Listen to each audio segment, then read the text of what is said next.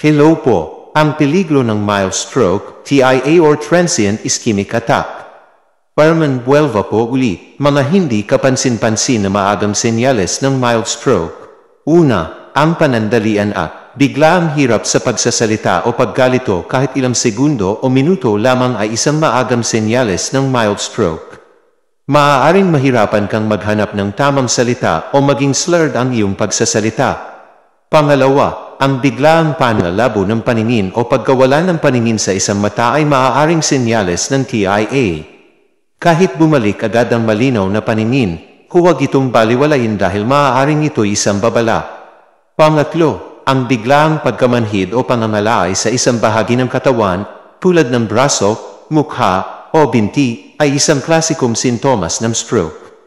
Kung naramdaman ito, lalo na sa isang gilid ng katawan, dapat agad magpatingin sa doktor.